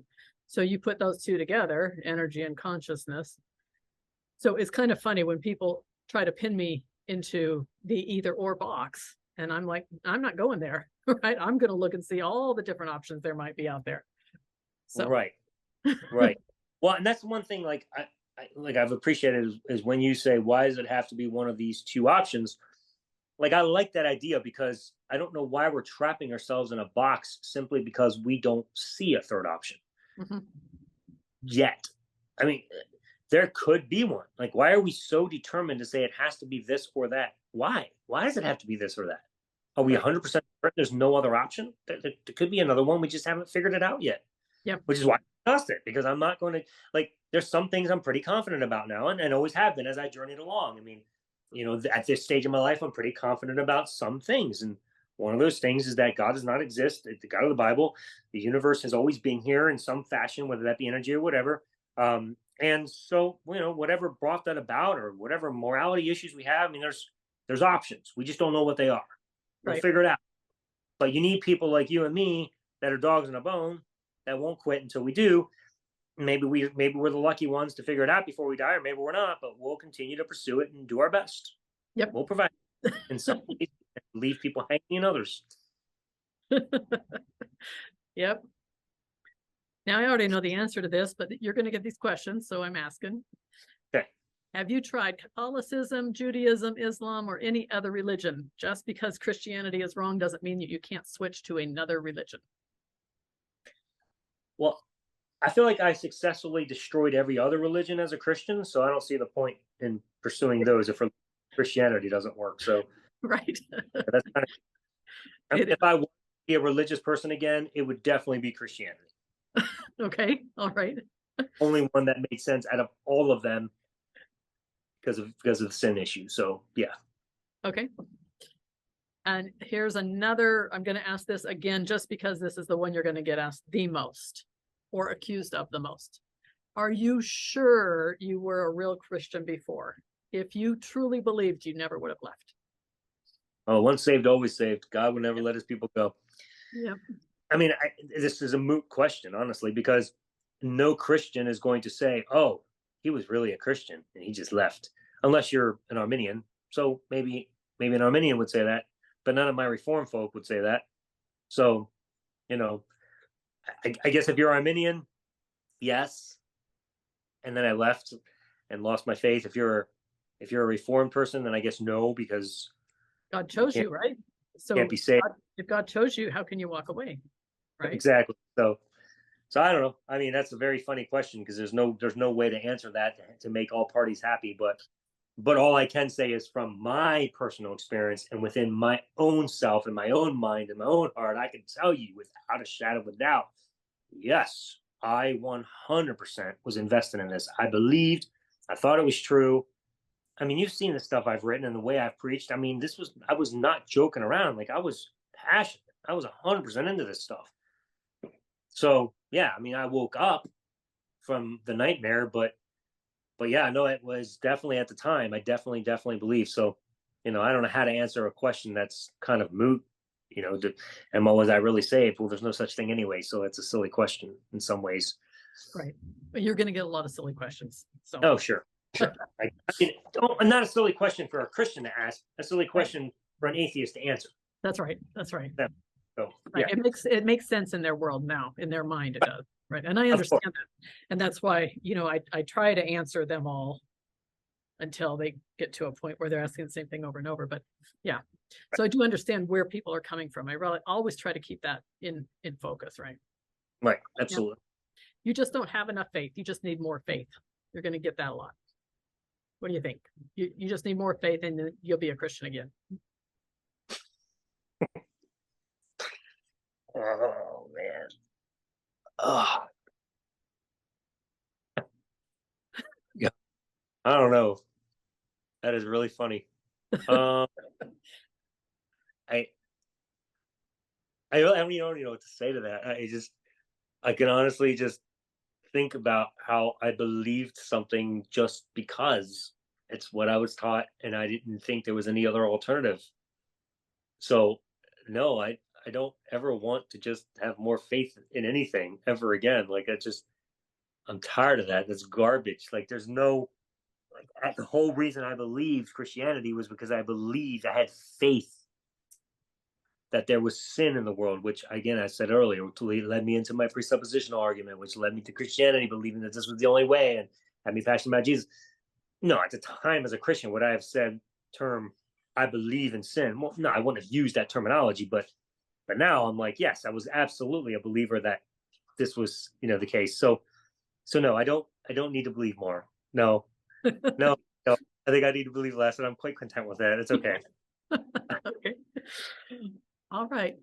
So now suddenly you're going to know the answer to this question because you're an atheist, they assume. What is the meaning of life without God? What is the purpose of life? I guess I would say that the writer of Ecclesiastes said it best: eat, drink, and be merry, for tomorrow we die. Exactly. Make the most of your life. Enjoy it. Make a happy family. Make people around you better. Like have people in life. Like this is what we get to do. This is life.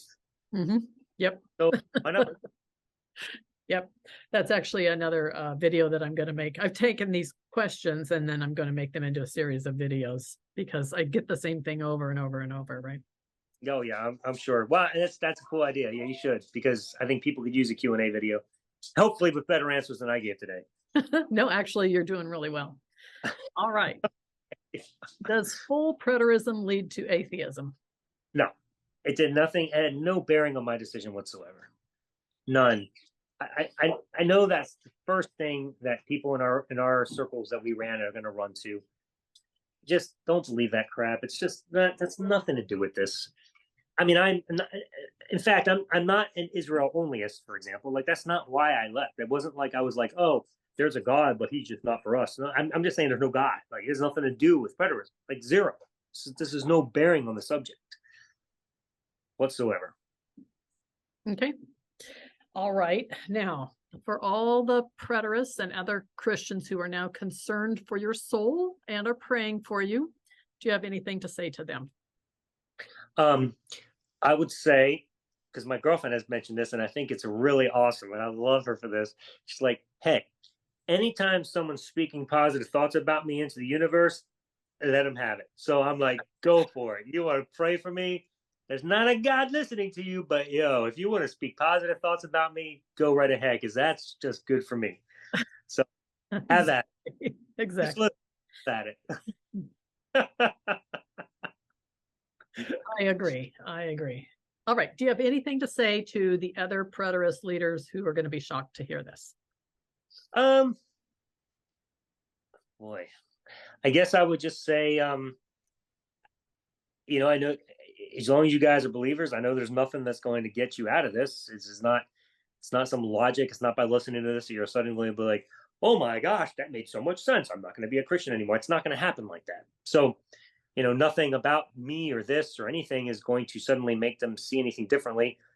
So, I just, I wish them the best in their ministries, and I hope they're successful. And, I hate religion, and I hate what it does to people, and I hate how it, mind fucks us and gets us into, the life that we live, and it makes our lives horrible at the end. And it's just, it sucks. And I feel the worst about leaders in the preterist movement or any Christianity, to be honest with you, because like I said earlier in my story, you get so invested in this is your life, this is your livelihood. And when that's taken away, it's not like you get to just go to work tomorrow again. Like it's gone. So, I'd say pastors have the hardest time leaving Christianity. It's tough. Mhm. So I feel sorry for them, because even if they do see it, it's just next to impossible to remove that belief system when you are entrenched in it and it's your life, it's your livelihood. So especially if you have a family to feed. So yeah, I don't know what to say other than if you end up getting out, I can say at least you and me, we'll be here for you, talk you through it, and do the best we can to help you in any way we can, because I know what it's going to cost you. It's not easy. But if you don't, and you want to, you're going to continue in it, then I hope you continue to do well, because at least if you're going to be a Christian, full preterism, baby. It's the only. Like, I don't understand any other view, honestly. I'm like, why are you reading your Bible if you're not going to actually believe what it says? So go, guys. Keep going with what you're doing, because I mean, like, whatever. At least if you're going to advance it the right way. It makes more sense. But yeah. And also, I would say one other thing, that if you are able to have a relationship with someone that's not a Christian anymore, I'm here. Would love to talk to you. I have no problem with it. I know that that's a big thing for Christians. They have to cut you off and, turn you over, and, Satan and, all this stuff, make sure that you come back to it. So it's unfortunate, but if you can somehow overcome that portion of scripture and ignore it, I'm here. Okay. I guess I was surprised at how many Christians stayed friends with me afterward, and the people who did unfriend me, like on Facebook and stuff like that, when I put that video out. So you might be surprised. So you never know. I mean, I would be surprised, because the amount of friends I lost coming around this whole journey has been very, very painful. So yes, I'd be surprised and excited. So what I can tell you, there's a few that definitely have stuck by me, and I'm very, very pleased about that. I can tell you David Boone is one of them. Okay. Love that. Good. And so I just publicly say that, because that's a shout out to the character of David Boone. That guy is off the chain amazing. And yeah, there's a whole history there of ways that I have mistreated him from years back, where we brought him on to the pastor and everything. Is he still has been my friend as the whole thing. So that's a good guy right there. Let me tell you something. That's good, really good to hear. Good man. Good man. It is. So, and hopefully you'll make lots of new friends. It depends on how active you are, but I have made tons and tons and tons of new friends. So yeah, that's cool. That was a something that I never expected to have happen. So right. Yeah, I don't know how active I'm going to be, simply because, as I've already said, I haven't yet figured out anything that's going to help somebody get out through logic. So it's like getting on here and just making points. You're already doing that, so a second person doing that, I don't know how helpful that is. So I don't. It's very helpful. You're very different than what I am. So I'm in sales, and in sales we teach logic backed by emotions. So it has to be both, right? So you have to teach the logic, yes, but you also have to show the emotion. And you showed a lot of emotion in today's interview. And I know that people are going to see that in you, and that is important. Yeah, I mean, it's in your nature, right? To do the research and then to share. That is who you are. So what you do with that will be, of course, up to you. But I think that there's a huge need for it. Just the people that I have in my groups are always looking for more information, always. So they just want to hear somebody talk, literally, right. What I mean, if anything, this last couple of days might be the inspiration I needed, because like I said, I just kind of shut down and went to darkness for a while. But yeah, I mean, I'm kind of back a little bit, because I'm finally figuring some things out, and I just wasn't ready for a while to go public. I didn't feel ready. I didn't feel like I had my ducks in a row. I mean, I still don't, but enough that I was willing to come out and be like, all right, here's where I am. So yeah, I mean, and like I said, I mean, I want to write another book, And from what I have discovered from my previous days of book writing is that you come up with the concepts by interacting. It's not in a vacuum. So challenged of what forces me to think. So yeah, it's probably good if I come out. So I don't know, we'll see what happens. I'll at least dialogue on your site with these people that have been talking, anybody that wants to talk to me. So I'll continue to do that and see if it creates a launching pad for me of some sort. Okay. So is there anything else that you'd like to share about your journey out of Christianity? No, I don't think so. I don't think so. Yeah, I don't think so. Just, I suppose one last thing I would say about it is, if you're a Christian there and you've known me and you've known Jen and you've known our past, and you at one point in your life you're like, oh, this is a great guy, and I've heard people say things like, a giant in Christianity, we've lost a giant, or we've got, so sad, and blah blah blah, and it's like, don't be sad for me. I would say that if you thought that about me before, I can encourage you. I haven't stopped being that same person. I've just seen things differently. It's better. It's a lot better. Don't be scared of atheism. Jen, me. We're not idiots. We are logical thinkers. I didn't suddenly become mush because my church fell apart. I still have a brain. I still use it. And we are both here to tell you life is better on this side. It just makes sense. I know you're trapped by belief. And unfortunately, it's a terrible place to be because something has to click, and I don't know what that is yet. So I know I'm still thinking about that, trying to help everybody in a way that helps that click. And I don't know what that is. I don't know exactly what it was for me. It was a series of things, so I just got to figure out how to communicate that. But anyway, that I'm babbling now. But yes, long story short, we're here. Don't think we're crazy. We're not. You've admired us. You've thought about us. You've read our stuff. So we're not idiots that just fell off the bandwagon. We're still here. We know we're still thinkers. We're still logical, and we're enjoying life. So anyway, I guess that's it. Yeah. All right. Now, if people want to contact you, and they will, what's the best way to do so? I mean, you can text me or call me even 239-898-5388. It's my phone number. Okay. It's the easiest way to contact me. You can also email me. AlanJ63@hotmail.com. AlanJ63@hotmail.com. Phone number again, 239-898-5388. So yeah, be fun. Anybody who wants to contact me, I'm here. Be a good time. Okay. Oh, and of course, message me. You can get on Messenger and just send me a message. On Facebook. So, yeah, on Facebook. So I mean, that's a great way because that's easy to find me, and then you can just send me a message. So yeah, we can interact that way too. So whatever's comfortable. I don't care. Anyway, I'm open. Are you still in any of the Preterist Facebook groups? Do you know? No, I don't think. Yes, I guess I am, because I see posts come through recently. The one that Sam posted, I saw that. That was just him. That was his wall, right? Oh, that was his wall? Yeah. Oh, then I don't know. Okay. Yeah, I'm not really sure if I am or not. All right. I have to go back. For everyone watching this, please share this video in the various Facebook Preterist groups, because I'm not in them anymore. Alan's may or may not be in them anymore. But please share the video there, because I'm sure that all the Preterists are going to want to see this. So thank you so much for sharing your story with us today, Alan, and I look forward to seeing where you go from here. Thank you, Jen. I appreciate the interview. It was very fun. It was very, very fun. Okay, great. Awesome. As always, please subscribe to my channel and like and share this video. And I will see you all the next time.